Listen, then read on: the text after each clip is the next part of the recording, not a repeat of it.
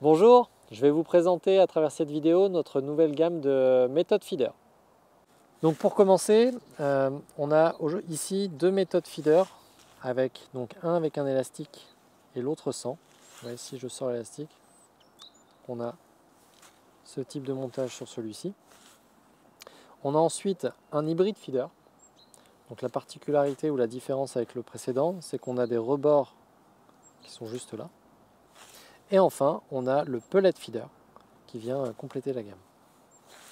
Pour revenir sur les fonctions de chacun d'entre eux, tout d'abord pour les méthodes feeder, on va avoir donc un support qui va nous permettre de transporter des appâts, des amorces, des pellets sur une zone de pêche. Et ces méthodes feeder vont plutôt être destinées à pêcher dans des zones relativement peu profondes, puisque le risque, si on va dans des zones un peu trop profondes, c'est que l'amorce se désagrège avant d'arriver au fond, et donc on ait un montage qui pêche mal. Ensuite, sur la différence des deux, vous avez l'un avec un élastique, l'autre sans.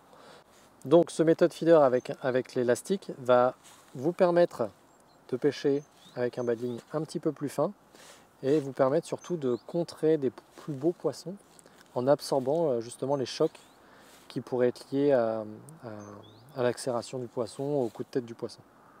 Ensuite, on va avoir l'hybride feeder. Donc hybride, pourquoi? En fait, on est tout simplement sur une forme intermédiaire entre le méthode et le pellet. On va avoir un rebord qui est juste ici. Et en fait, l'intérêt de ce rebord, c'est qu'il va protéger votre amorce durant la descente et ce qui lui donne l'avantage de pouvoir pêcher un petit peu plus profondément que le simple méthode feeder et ce qui lui donne aussi l'avantage d'être plus polyvalent en termes de pêche. Et enfin, le pellet feeder, donc lui, sa particularité, c'est d'avoir vraiment une zone très protégée. Donc ça lui donne aussi l'avantage de pouvoir pêcher en zone d'eau plus profonde, mais surtout ça vous permet de mettre des pellets à l'intérieur et ensuite de pouvoir pêcher avec ces pellets.